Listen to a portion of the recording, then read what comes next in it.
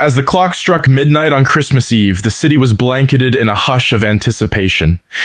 Little Kevin lay in his bed, wide awake, his eyes fixated on the ceiling. But tonight was different. His family was leaving on a Christmas vacation, and he was left behind in a grand, empty house. He closed his eyes and made a wish, hoping that his family would come back, even if just for a day. The clock echoed throughout the house as the hour hand ticked past, signaling the dawn of Christmas Day. As day broke, Kevin awoke to a sea of silence echoing through the house. He got out of bed, his footsteps muffled on the carpeted floors. He couldn't shake the strange feeling of being all alone in the big empty house. He descended the stairs, his pajama-clad feet gently brushing the cold, hard wood, and entered the living room. As he entered the living room, the sight before him was nothing short of Christmas magic. The tree was lit up, glimmering brightly, and the presents were all lined up neatly beneath. His eyes were drawn to a large, ornate photo frame placed on the mantelpiece. It held a family portrait, and Kevin couldn't help but feel the weight of loneliness settle on his shoulders as he stared at it. He walked over to the fireplace and sat on the plush rug, staring at the photo framed in gold. He could hear bells ringing in the distance, the faint sound a reminder of the holiday cheer outside the empty house. It was Christmas Day, and yet Kevin felt more isolated than ever before. As he lay on the rug, his eyes drifted toward the windows and the snow-covered yard outside. He could see the snow falling, a gentle whisper of the Christmas spirit outside. Then, footsteps in the front yard caught his ear, and Kevin's heart leaped. He jumped up and peeked outside, hoping to see his family returning, only to see two suspicious-looking figures instead. They were bundled in heavy coats, their hats pulled low, concealing their faces. One of them peeked through the downstairs window, trying to get a better look inside. Kevin froze in terror as the men scanned the room, clearly up to no good. Kevin's mind raced as he crept away from the window, trying not to make a sound. He heard the men speaking in hushed voices, discussing their plan. He strained his ears, trying to catch their words.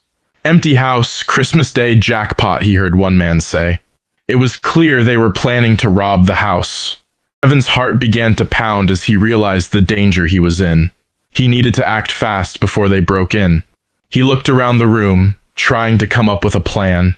He glanced at the Christmas tree, the brightly lit lights a stark contrast to the ominous feeling growing inside him. He remembered the stories about burglars from movies, and a plan began to form in his head.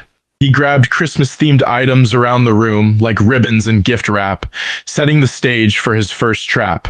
He moved quickly, laying the ribbon in a makeshift tripwire near the front door, and placed a present on the middle step of the stairs, waiting to be triggered.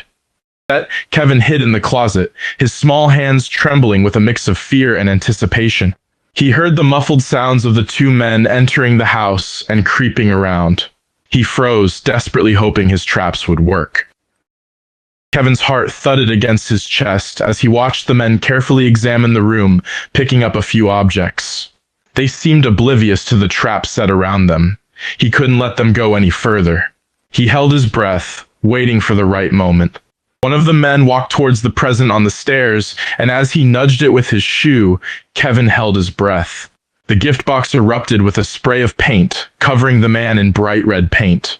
The startled cry echoed through the house, alerting the other man. Kevin heard them scrambling, trying to shake off the paint, swearing in frustration. "What the heck was that?" one of the men yelled. "I don't know, you idiot. Watch your step."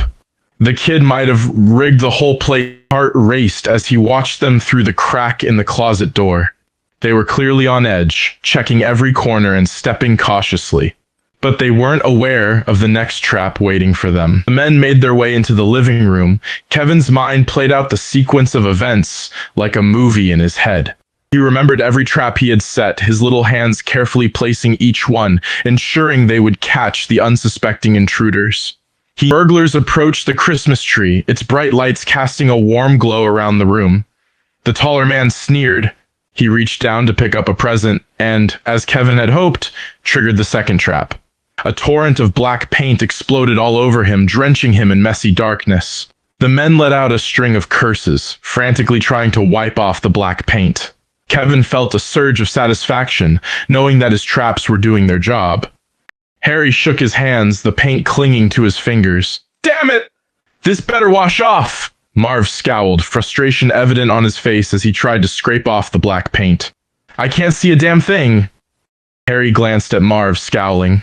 You look like the damn Michelin Man. Marv shot a glowering look in return. Oh, like you look any better, covered in red paint. Harry rolled his eyes. Oh, shut it. Let's find that kid, Marv nodded, his eyes glowing with anger. Yeah, teach that little brat a lesson. He began searching the living room, looking for any signs of the boy who had set up these traps. The paint on their faces and clothes made them appear like clowns, their expressions masked by rage. The sound of reindeer hooves could be heard on the rooftop, a contrast to the tense atmosphere inside. A figure dressed in a red suit emerged from the chimney and stood on the rooftop. Ho, ho, ho! Merry Christmas! He exclaimed, his voice resonating through the quiet night. He scanned the area, his eyes catching sight of the two burglars inside. Harry and Marv froze, their jaws dropping in disbelief. They stood in the middle of the living room covered in paint, confronted by something they never expected to see. Santa Claus, real and standing right on the roof above them. What the hell is that? Marv blurted out, unable to comprehend the bizarre sight. Santa chuckled, looking down at the two burglars. Now, you two are an interesting sight tonight. Not exactly the best attire for Christmas, I must say. Harry and Marv exchanged a nervous glance, stunned. The sight of Santa, so realistic and right above them, fueled their disbelief. They couldn't help but feel a shiver of fear mixed with awe. Marv shook off his surprise and yelled up, Santa? Seriously? This can't be real, Santa chuckled softly, his eyes twinkling. Oh, my dear Marv, I assure you I am quite real. Harry scratched his head, still unable to fully accept the situation. Santa chuckled again, his belly jiggling with amusement. Now, I couldn't help but notice you two aren't exactly spreading holiday cheer. What's this about robbing a house on Christmas, A guilty glance at Harry, their faces still stained with paint. We're just lost. Looking for directions, Marv said, the lie sounding absurd even to his own ears. Santa raised an eyebrow, not buying Marv's terrible excuse. At a house you clearly had plans to rob? Quite a coincidence, isn't it? Harry tried to come up with an explanation, but words failed him. Guilt was written all over their faces, and Santa's knowing eyes made their deception even more transparent. He shook his head, his jolly expression shifting to a more stern one. I'm afraid I can't let you two run off without a proper lesson. No Christmas gifts for those who rob on Christmas. Marv gulped, suddenly feeling the gravity of their actions under Santa's disapproving gaze. Santa winked at Marv and Harry, a mischievous glimmer in his eyes. He descended from the rooftop, landing softly on the snowy ground outside. He made his way to the front door, ringing the bell in an oddly cheerful way. Kevin, who had been anxiously watching from the closet, peeked out in confusion. His eyes widened at the sight of Santa standing outside, his face filled with awe. He opened the door, and Santa stood there, the epitome of Christmas. Hello, Kevin, Santa said warmly. Mind letting me in? Kevin stepped back, his eyes wide with disbelief. This wasn't a dream, this was real. He nodded, speechless, and gestured for Santa to enter the house. Santa stepped inside, his boots making no sound on the hardwood floors. He took in the state of the house, the paint-splattered burglars, and chuckled softly. Santa approached Harry and Marv, who were standing awkwardly in the middle of the living room. Santa folded his arms and scolded them like naughty children. Now, gentlemen, he began, his voice a mix of sternness and cheer. He eyed their paint-caked faces and clothes, shaking his head. I couldn't help but notice you two weren't spreading the Christmas spirit out here. What's the meaning of all this? Marv, still in shock and desperate to protect their scheme, panicked. In a reckless move, he pulled out a gun and shot at Santa, the loud sound echoing through the house. The bullet passed harmlessly through Santa's red coat, hitting the wall behind him with a thud. Marv seemed surprised it did nothing, his face revealing his shock. Santa raised an eyebrow, unfazed by the gunshot. He straightened his hat and spoke calmly. Naughty, naughty Marv. Guns during Christmas? That's not very jolly now, is it? Santa's words hung in the air, a mix of reproach and amusement. The gun in Marv's hand seemed pathetic in comparison to Santa's majestic presence. Harry tried to regain some semblance of control, stepping forward to join Marv. He also aimed the gun at Santa, his trigger finger shaking with uncertainty. Stay back, Harry warned, his voice tinged with panic. Santa, with his Christmas magic, assisted Kevin in setting up the rest of the traps in a fun and efficient way. As they worked together, Santa shared stories of his magical exploits, and Kevin's eyes sparkled with excitement. After several successful traps, Santa guided Kevin to call the police, his Santa's magic ensuring the wet bandits were promptly arrested. With the wet bandits gone, Santa turned to Kevin, his eyes glimmering. "You've been through quite an adventure, haven't you, Kevin?" he said kindly. Kevin nodded, still in awe of Santa's presence and the fact that he was real. He couldn't hold back his curiosity any longer. "Santa, am I dreaming?" he whispered. "Are you really here?" Santa smiled, his beard twitching with a hint of a laugh. "I assure you, you're awake, and I'm here as real as could be." "And now," Santa said, leaning in closer to Kevin, "I have a special Christmas gift for you." Santa reached into his bag and pulled out a small, intricately wrapped present. "You've shown such bravery and wit, dear Kevin. You deserve a Christmas wish." Santa handed Kevin the present. "Open it, my boy, and think hard about your Christmas wish."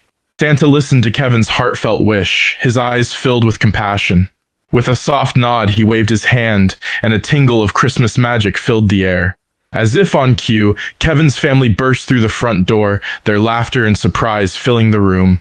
They had returned miraculously, just as Kevin had wished, and the joy on Kevin's face was priceless. Santa watched with a warm smile as Kevin's family gathered around him, the tension and loneliness replaced with love and relief. The Christmas magic seemed to dance in the air, healing the past wounds of their separation. Kevin's family looked around in shock, completely unaware of the magical intervention that had brought them back together. The house felt complete once again, filled with laughter, warmth, and a renewed spirit of Christmas. Marv and Harry sat miserably in their jail cell, still covered in paint. They grumbled about their misfortune and the holiday they missed. Meanwhile, Kevin and his family were back at home, the house warm and decorated for Christmas. They laughed and enjoyed the Christmas spirit, cherishing each other's company. The final scene showed Kevin and his family sitting around the Christmas tree, sharing stories and love. Their happiness was palpable, and the house felt alive with a sense of renewal and joy. So, the story concluded on a cheerful and heartwarming note, reminding us that the spirit of Christmas is about family, kindness, and the power of a little magic to make anything possible.